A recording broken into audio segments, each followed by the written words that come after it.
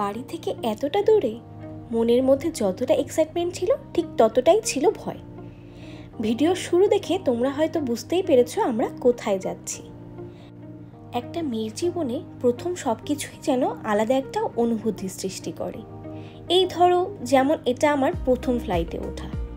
প্রথম সব কিছু নিয়েই কিন্তু আমাদের মনের মধ্যে অনেক রকম প্রশ্ন জাগে, সে ছোটই হোক আর বড়। দিল্লি থেকে শ্রীনগর যাওয়ার ভোরের ফ্লাইট ছিল আমাদের। প্রথমে আমরা ভেবেছিলাম মেট্রো করে এয়ারপোর্টে আসব, কিন্তু ওই টাইমে মেট্রো চালু না হওয়ার দরুন আমরা কিন্তু অটো করে এয়ারপোর্টে এসেছিলাম। এই ইন্দিরা গান্ধী ইন্টারন্যাশনাল এয়ারপোর্ট ভারতের প্রধান বিমান চলাচল হিসেবে কাজ করে। 2009 সালে ভারতের প্রাক্তন প্রধানমন্ত্রী ইন্দিরা গান্ধীর নামানুসারে এই এয়ারপোর্টের নাম রাখা হয়।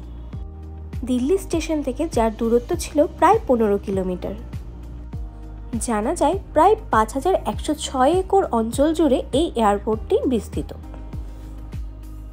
তোমাদের তো বলাই হলো না, আমরা কিন্তু অটো থেকে নেমে একটা বাসে করে এই এয়ারপোর্টে এসেছি।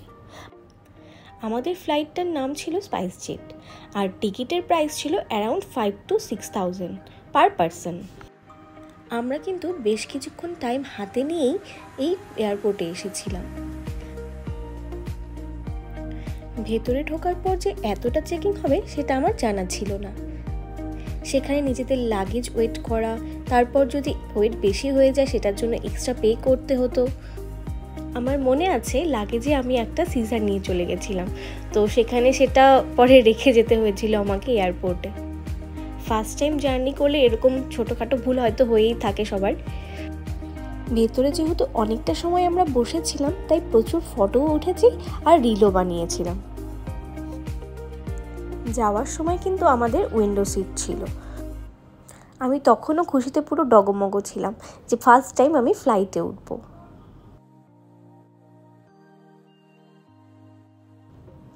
আমি ভেবেছিলাম হয়তো আমি ফ্লাইটের সামনে কোনো ছবি তুলতে পারবো, কিন্তু তারপর জানতে পারলাম যে না, আমরা ডিরেক্ট একেবারে ফ্লাইটেই ঢুকে যাব।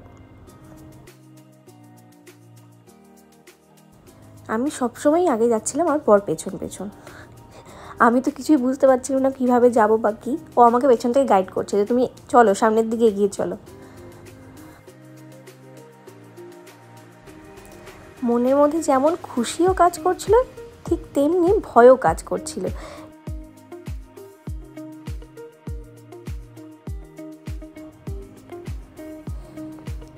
এরপর টিকিট চেক করে আমরা ভেতরে ঢুকে যাচ্ছি।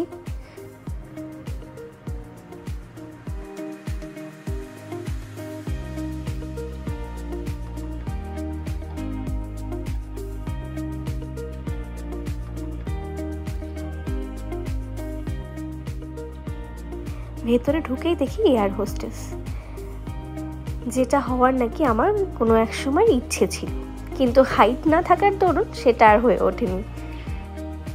ফ্লাইটের ভেতরটা দেখে আমার মনের মধ্যে বাচ্চাদের মতো বিভিন্ন প্রশ্ন জেগে উঠেছিল যে এত বড়, এতজন মানুষ আমরা একসাথে ট্রাভেল করব।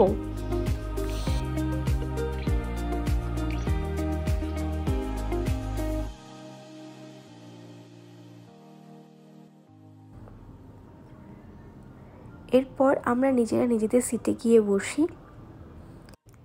যদিও দিল্লি থেকে শ্রীনগর মাত্র 1 ঘন্টার জার্নি, তবুও মনে হচ্ছিল যে বাড়ি থেকে যেন অনেকটা দূরে চলে যাচ্ছি, ঠিক যেন এই প্রান্ত থেকে ওই প্রান্ত। উইন্ডো সিট যেহেতু একটাই ছিল, তো বরমশাই আমাকেই সেই সুযোগটা করে দেয় যে তুমিই বসো। এরপর এয়ার হোস্টেসরাই সামনে দেখিয়ে দিচ্ছিল কিভাবে কি করতে হবে।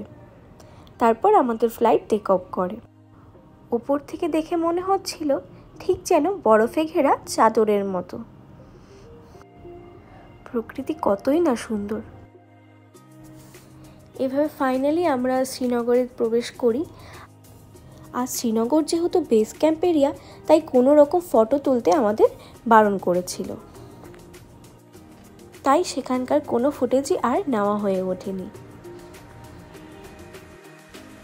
যাই হোক, ফাইনালি কিন্তু আমরা শ্রীনগর এয়ারপোর্টে ঢুকে গেছি।